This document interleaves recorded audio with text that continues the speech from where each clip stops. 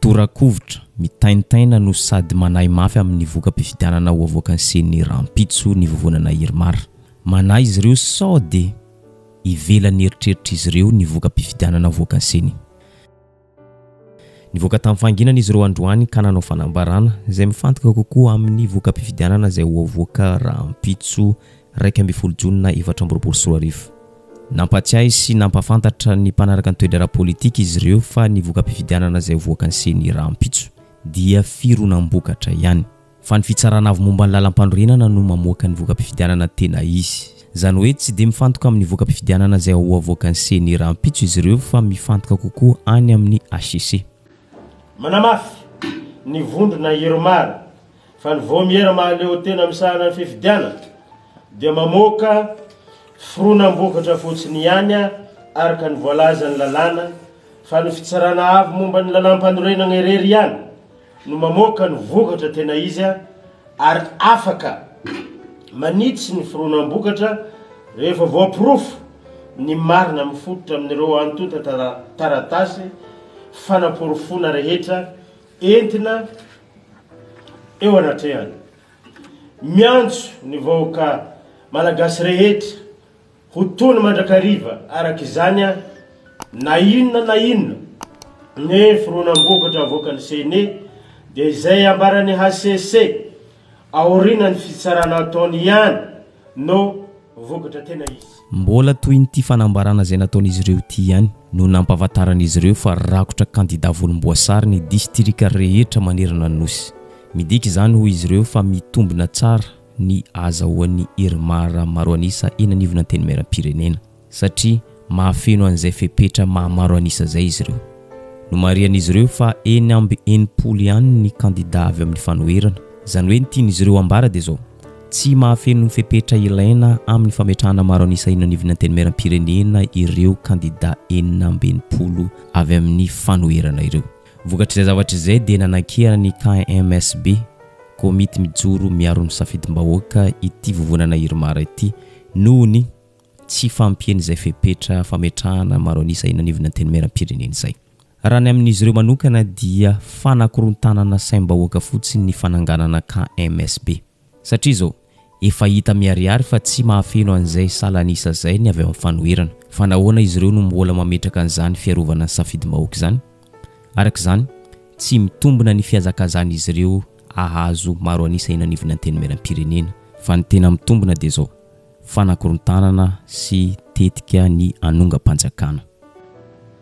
Manamafy koa fa ny vondrona Irmara irery ihany no mahavita na enika ny farim-pifidianana amin'ny district rehetra manerana ny nosy tamin'ny fanolorana kandida ka mitombina raha izy no hanina ny Maroanisa eny amin'ny anteny maram-pirenena. Ny vondrony mpanohitra kosa dia tsy manana kandida afa-tsy 966 manerana ny nosy.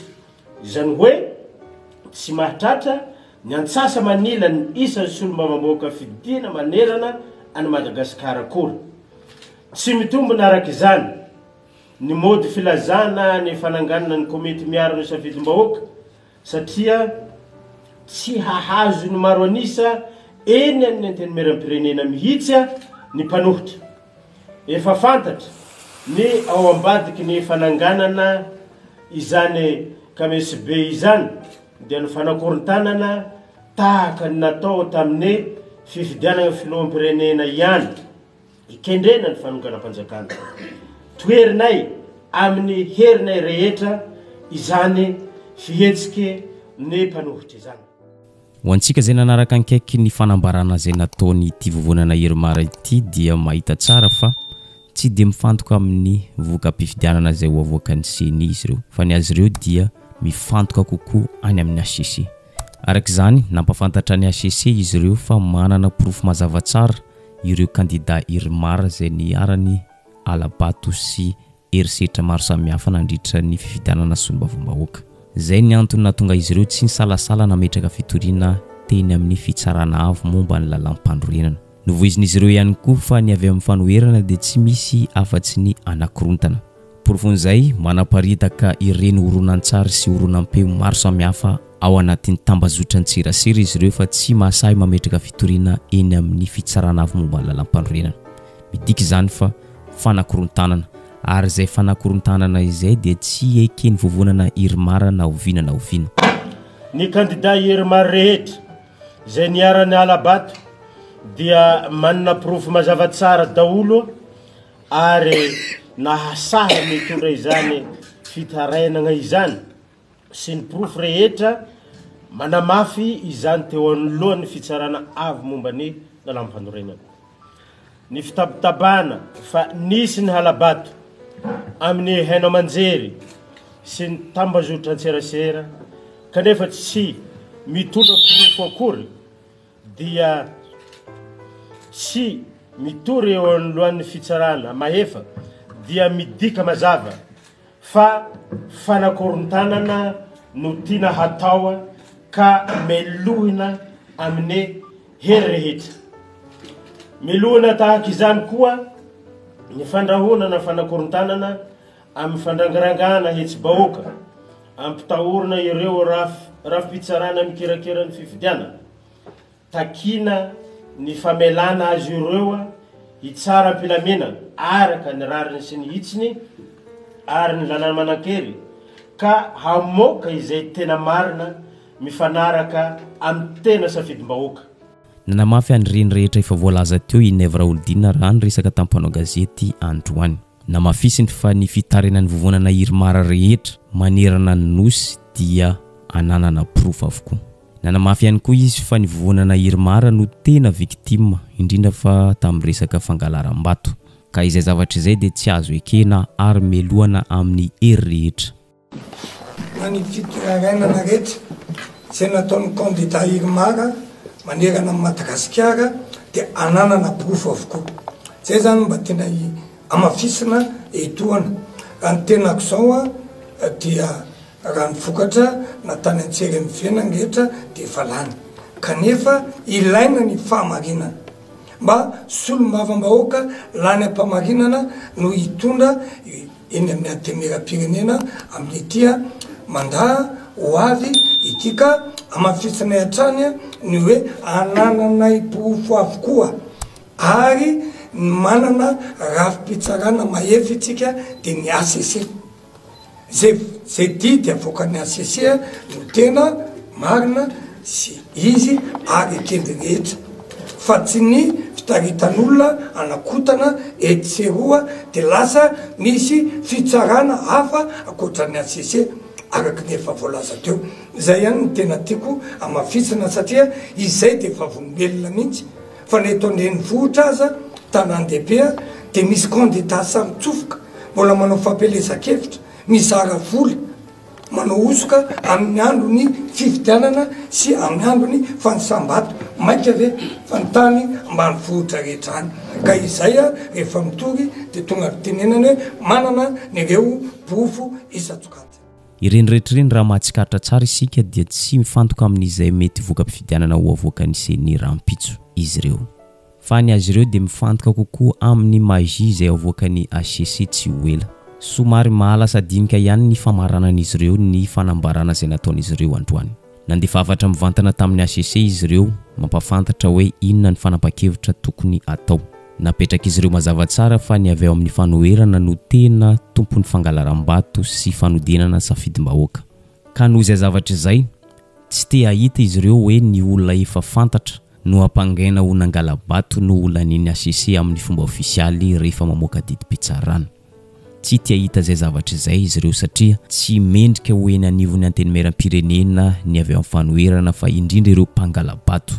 Ary manentana sy mino fa hamoaka ny marina rehetra sy hitsara araka ny rariny sy ny hitsiny mba tsy ho sanatria ny olona mpangala-bato, ny mpanao hosoka ary ny mpanao kolikoly ny ray no hasandatra ho solombavam-bahoaka eto amin'ny tanin'ny Repoblika ny Madagasikara. Miandra pitoniana ny vokatra tena izy avoaka ny fitsarana avy momba ny lalam-panorenana ary manamafy fa vonona hanaja ny lalàna manan-kery rehetra mba tsy hisy any korontana eto amin'ny tany sy ny firenena ny candidat solombavambahoaka Irmara eto Madagasikara. Masika de masika ny valin-kafatry ny kolektifany malagasy sy ireo vondrokery politika maro samihafa miaraka amin'ny candidat solombavambahoaka androany. Ampy zay hoy izy ireo. Ampy zay ny fanitsakitsahana ny lalam-pandroenana zay ataony CENI sy ny HCC. Ary ity ampy zay ity no slogan napetraka izy ireo androany. Ampy zay ny fanitsakitsahana ny lalam-pandroenana miverimberina sy fanaovana raha matahora an'ireo mahasahy mitaky ny fahamarinana sy famoahana ny voka-pifidianana tsy mifanaraka amin'ny lalam-pandroenana sy safidim-bahoaka. Mitaky ny hanavaozana ny rafi-pitantanana ao amin'ny CENI sy ny HCC izy ireo, fa efa tafahoatra loatra ny ataon'izy ireo amin'ny fanitsakitsahana ny lalam-pandroenana. Manentana ny rehetra izy, manentana ny vahoaka tsirairay manerana nosy mba iray saina, iray fo, anambatra ny hery ho amin'ny fanovana. Tsy mety intsony ny zava-hijanona amin'ny zava-misy amin'izao fotoana. Tsy azo atokisana intsony ilay fitantanana ny firenena fitondram-panjakana mijoro ankehitriny. Ano ity antso ity zany matona tao. Tena vahoaka malagasy ny tokony manatanteraka azy. Itsika menakafo ny tokony manday andraikitra. Tsy hoe sanatria alahelo toerana na hoe fahasorenana amin'ny tsy fahalalina toko sanatria vava izany. Fa ny mbola hipetrahana kosa ao anaty zavatra misy tahaka izao hoe i Madagasikara ve dia mbola olona mpitondra ao anatina halatra, lanta ao anatina halatra foana no hitondra ny firenena ity. L'avenir des pays dépend de la volonté et la sagesse de chaque citoyen. Ny vahoaka tsirairay aby isabatan'olona ao anatin'ilay firenena. Ka raha itenenao hoe inona no tokony ataontsika? Itsika menakafo tsirairay aby no mahafantatra. Midika zany fa tsy mahatratra ny valim-pifidianana zay vahoaka CENI avy amin'ny kolektifany malagasy sy ireo vondrokery politika maro samihafa miara-dia misy. Mazava ho azy fa tsy atokisan'izy ireo zato isan-jato ihany koa ny voka-pifidianana zay hoavoakan'ny HCC tsy voela. Araka izany rariny dia rariny izy ireo raha mitaky ny hanovana izany. Eto am-pamaranana. Araka ny fanaratsika teo dia mbola tsy miverina amin'ny fototra hijoroan'izy ireo amin'ny politika maloto ny vovonana Irmara. Mbola mametraka foana izy ireo hoe izy ireo no victime amin'ny fangalaram-bato. Izy ireo no victime tamin'ny fanapara-pahefana, fampiasana fitaovam-panjakana sy olo-panjakana. Kanefa ny réalité dia mifanohitra amin'izay tanteraka. Izy ireo no tratram-bodiomby tamin'ny fangalaram-bato sady azo antsary no sady voarakitra tao anatin'ny oronan-tsary. Izy ireo ihany koa no tratram-bodiomby nampiasa fitaovam-panjakana, nampiasa olo-panjakana, nanao fanapara-pahefana, nanery ny mpiasa-panjakana rehetra manerana nosy hiatrika ny propagandin'izy ireo. Tao anatin'izany tratram-bodiomby ny filohan'ny repoblika, nanao propagandy, nanao fampelezan-kevitra ho an'ny candidat zay miara-dia amin'ny fitondrana. Dia ankehitriny izy ireo akory ny aterana fa izy ireo indray no victime tamin'ny fangalaram-bato, fanapara-pahefana, fampiasana fitaovam-panjakana sy ny sisa sy ny sisa. Na dia zany manana fanantenana, manana finoana izy ireo tsy ho voasazy satria zanaka an-trano ny fitondrana, satria mpiara-dia amin'ny fitondrana.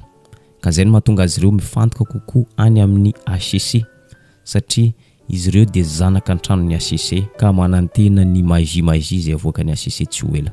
Midiky zany fa lalao maloto no ilalaovan'ny vovonana Irmara. Politika maloto no ijoroan'ny antoko politika TGV, antoko politika mapara.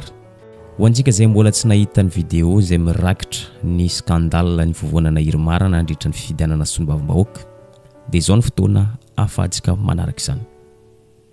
Feno osoka sy alabato ity fifidianana solombavambahoaka ity.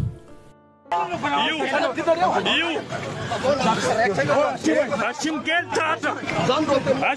Tata candidat numéro 1 miaraka amin'ny Dadi, miaraka amin'ny Nina Tata nanday kara-pifidiana, nanday kara-pifidiana.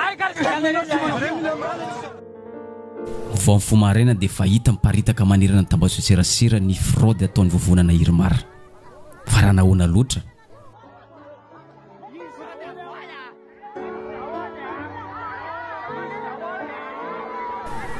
ndao jerentsika amin'ity video ity ny osoka ataon'ny vovonana Irmara tamin'ity fifidianana solombavambahoaka ity. tsy hita hoe aiza no hanomboana azy fa ndao atomboka antsika amin'ity fizarana vola tany Nosy Anala.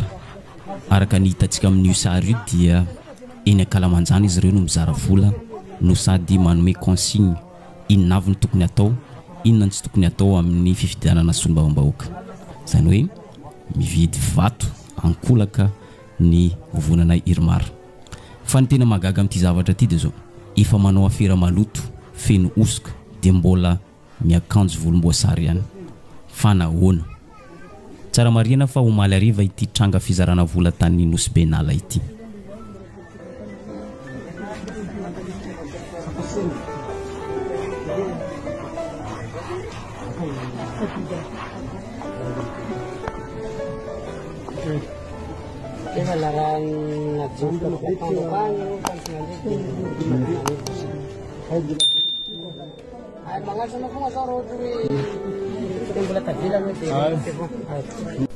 Manarak'izay mampimeno sady mahasorena ny tranga tamin'ity toeram-pandatsam-bato ity.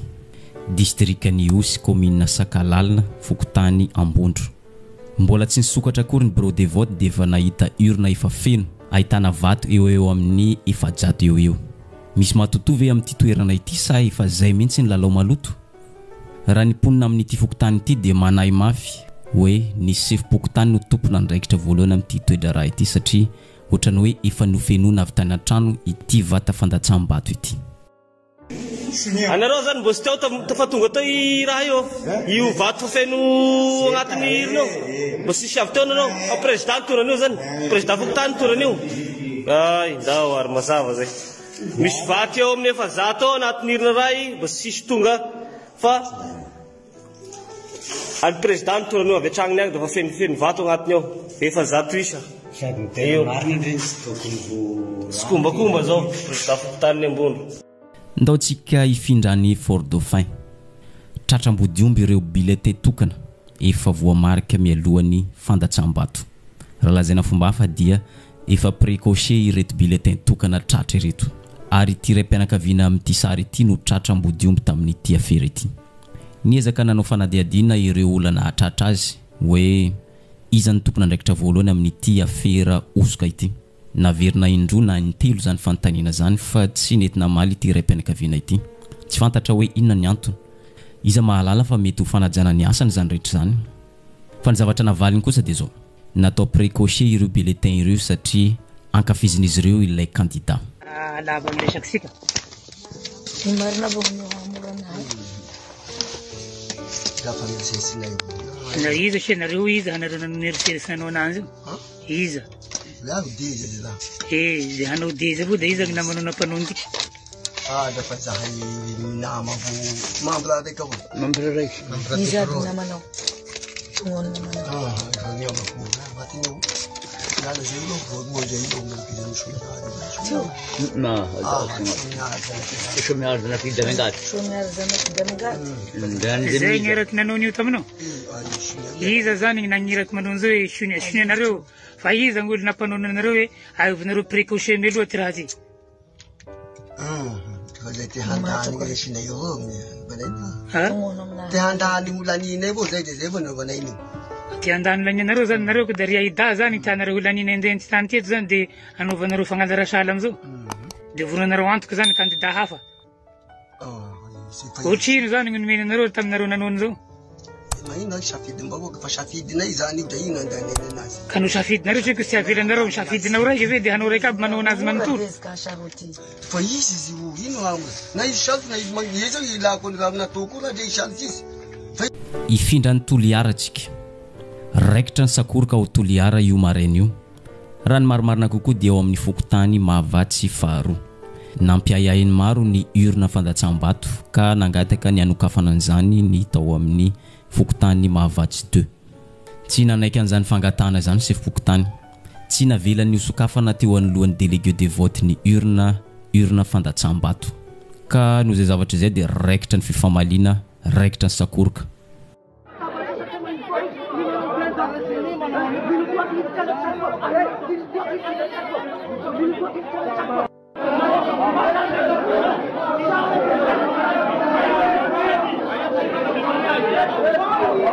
ndao ndray isika ho an'ny mahajanga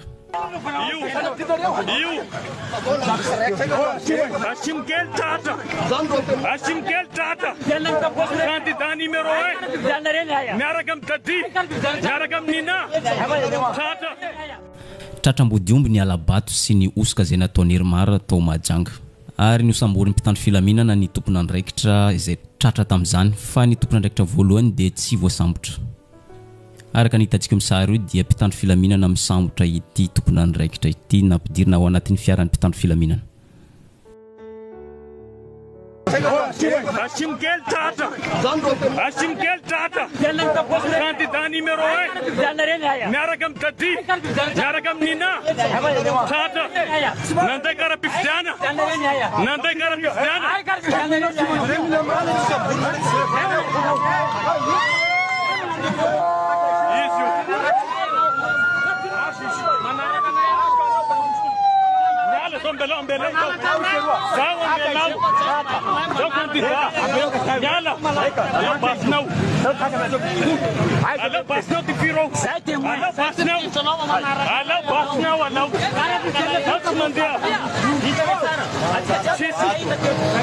ndao hijery ny osika aty andrenivohitra indray isika.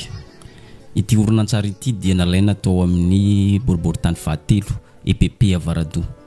Tamin'ity bureau de vote ity dia nahitana ny tompona andraikitra tsy manana badge nefa mitetika ny anao soniany bulletin de vote. Tena hafahafa tokoa. Rehefa nanontaniana izy ireo dia namaly hoe nanadino nitondra badge hono izy ireo. Araka ny fanambaran'ireo nanatrika dia tsy délégué anankiray ihany no tsy manana badge fa presque amin'ny bureau de vote tamin'ity EPP ity dia tsy manana badge na iray aza.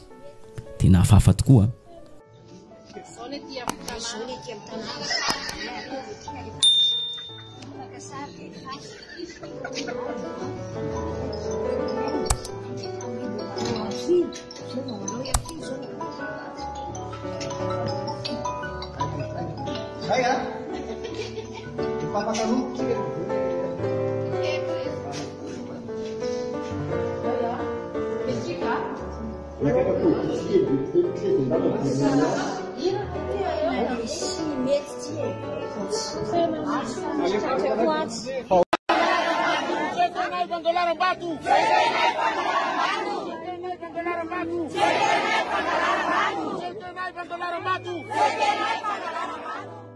Nivoaka tamin'ny fanginany ihany koa i Roland Ratsiraka manoloana ny fanodikidianam-bato izay nataony siny. Nivoaka mpifidianana original tao an-toerana tao Toamasina dia mitarika Roland Ratsiraka ary amin'ny isa ambony dia ambony. Tampotampoka teo dia nataony siny mitarika indray ny vovonana Irmara ary napetraka izy ireo fa 26 ny elanelan'ny vato ny Roland Ratsiraka sy ny vovonana Irmara. Tsy manaiky izany rehetra izany ny Roland Ratsiraka satria tsy marina zany fa zavatra amboamboarina, zavatra fake no ataony senisy ireo mpiara-miasa aminy. Vokatra izay dia namory ny vahoaka izay mpanaradia azy Roland Ratsiraka tao amin'ny QG-ny ary nampafantatra ny toe-java-misy ankehitriny. Na dia izany nefa mba nanao action ihany Roland Ratsiraka, nangataka fampitahana tamin'ny seni fa tsy nasa nanao an'izany izy ireo satria matahotra fabaraka, matahotra ho tratra ny alatra sy ireo fanodikodinana vato sy familivelina ny safidim-bahoaka izay ataon'izy ireo. Ary misy 1500 voix avance neny candidat numéro 4 ny tegnako zany. Ny résultat navoakany zareo le andeha tadiavin'ny zareo avoaka izay contestenay dia zareo manana avance 26 voix. 26 voix zany ny avance. Dia za moa ny hevitra hoe ty fividianana ty zany adio angarara ary tsisy mangalabato kanefa ny enareo le oronan-peo teo lehibe ny fokotany maro nagnantona nagnazava fomba nangalarany zareo vato mampalahelo zany ary sorako ihany koa le lehibe fokotany nagnantona misy tsy momba ny nana hoe ahoana fa tia matahotra agnano raha maloto dia tonga taty dia nampafantatra hoe mividigna olo 25 000 isak'olona nividigna ny andeha andatsabato dia eo ihany koa ny zavatra natao tadiavin'ny sasany natao kanefa tsy vita fa misy ozy na vita dia osika amin'ny PV. Osika amin'ny PV zany dia zay mahatonga le PV aty aminay tsy mitovy amin'ny le PV amin'ny CENI. Donc zany mangataka zahay confrontation des PV zay agnatin'ny lalagna hoe raha vao hitanao tsy mitovy amin'ny PV avoakan'ny seniny ianao dia mangataka confrontation kanefa le confrontation efa sabotsy ariva zay mangataka satria za nahazo an'le résultat fausse ka io dia nangataka le confrontation dia tsy masaky zare raha madio zare mangarahara raha jiaby bureau de vote par bureau de vote fa zare tsy madio. Ankoatr'izay nivoaka tamin'ny fanginany ihany koa sy tiany randrena soloniaiko manoloana ny alatra be vava zay nataony seny. Ny réaction moa somary hafa kely noho ny rehetra satria ny azy manokana dia tena mampimeny seny. Zavatra efa hita hoe raha angalatra izy ireo dia efa hita hoe mangalatra dia mbola miditra ihany dia mbola misisika ihany manova vato manova ny safidim-bahoaka. Fanampin'izay nivoaka tamin'ny fanginany ihany koa izy manoloana ny tsy fanaran-dalàna maro niseho tao Toliara toy ny fanaovany sevo-pokotany propagande miakanjo ny akanjo volomboasary toy izany ihany koa nataon'ireo olo-mpanjakana maro tao an-toerana hoy izy. Fa maninona ny kandida anankiray fa mihoatra raha atao en totalité le ao amin'ny PV sa fe zany zéro dolo zany miazy amin'ireo raha nefa tsy de nisy izay zavatra iray tsy de nisy izay zavatra iray ka miantso atsika ao tompony andraikitra maefa maleo tena isika seny mba hijery manokana an'izany fa za rery ve no mitapy ny ordinateur ikotina vato misy any cité mitapo ny ordinateur tsy vita an'izay betsaka ny tsy fanaran-dalàna ne fa niezaka tsy niteny ny tena niezaka tsy niteny tsy ao fomba ny président Fokotany fa tsy neutre daholo ne fatatsika fa nanao campagne misy proof sady nandray micro anananay proof ny sary rehetra ny président Fokotany rehetra miakandro ny kandida natao ihany tsy teny ary niezaka nangina fa tena hitako hoe fa tsy rariny koa. Mampime no sady mampalahelo ny toe-javanisy tamin'ny district eny Amparafaravola. Teo ampanisana vato tamin'ny fotoana fifidianana tamin'ny 29 mai 2024 teo dia nitarika foana ny vovonana firaisan-kina tamin'ity district ity. Tampotampoka teo dia maty ny jiro dia teo no nanomboka ny magia nataon'ireo mpanisa vato. Tampotampoka teo dia nitarika ny vovonana Irmara ary tsy nijanona intsony. Dia lasa faharoa ny vovonana firaisan-kina ary ny vovonana Irmara kosa nitazona larina voalohany. Tsy mino an'io voka-pifidianana io ny ponina ka nangataka nanao fampitahana satria somary mampiahiahy ihany ny fiakaran'ny voka-pifidianan'ny Irmara. Ny zavanisy dia zao tsy nanaiky ny anaovana fampitahana zany ny tao an-toerana tamin'ity distrika ity ary tsy nanaiky hamoaka ny vokatra vonjimaika intsony ny SRMV tao an-toerana nefa dia zavatra ara-dalàna izany.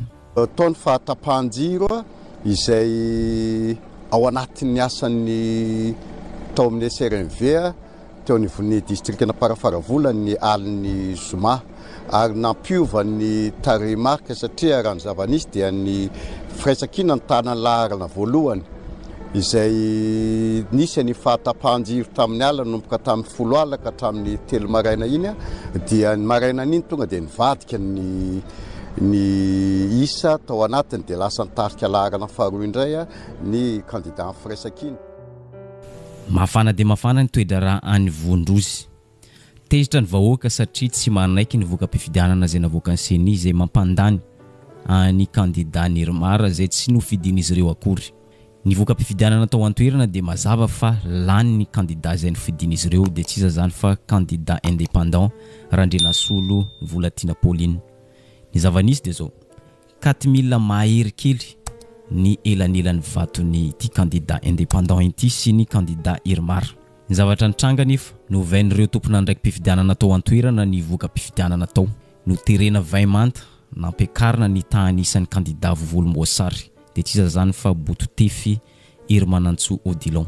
Rehefa vita izay mission izay dia nentin'izy ireo ankiriny niakatra renivohitry ny Tananarivo ny voka-pifidianana tsy navela akory ny mponina nanao fampitahana fa nentina nitsoka ohatran'ireny mpangalatra ireny izy ireo tamin'ny andro alina.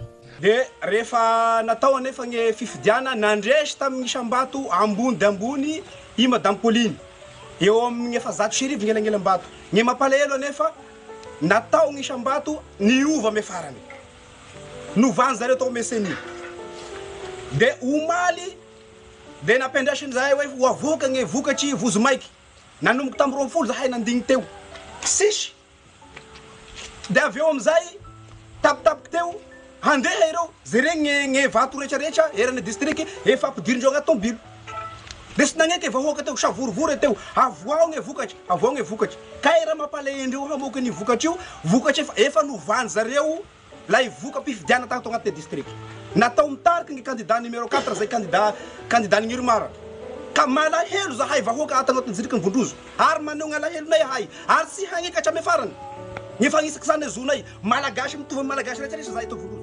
Mbola tsy fahatomombanana ny fifidianana sombam-bahoaka ihany no resantsika eto. Ity sary hitantsika ity dia tao mora feno be. Araka ny hitantsika eo amin'ny vidéo ity dia tratram-bodiomby ny chef district ny mora feno be nanao propagande ny candidat volomboasary. Araka ny hitantsika eo amin'ny sary io dia tratra teo ny moto ny mpanjakana, ny afisy ny candidat zay toanany sy ny sisa fa izy kosa dia nitsoka rehefa nahita kamera satria fantany fa tsy ara-dalàna ny zavatra ataony. Fantany ihany koa fa mety ampiala azy eo amin'ny toerana izany rehetra zany dia naleo no miaro tena.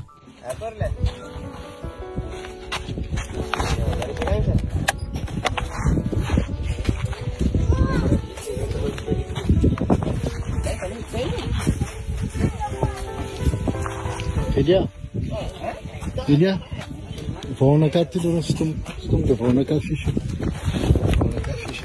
Vao stom.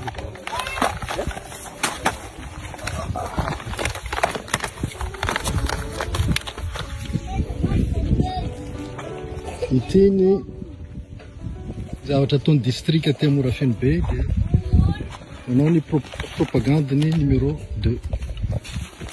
Ya iny chef district zany iny iwita io milefa izy zany mihetsiky be le sara tonga dia tsy nasaky ny voaka iny le mekanjo fotsy andeha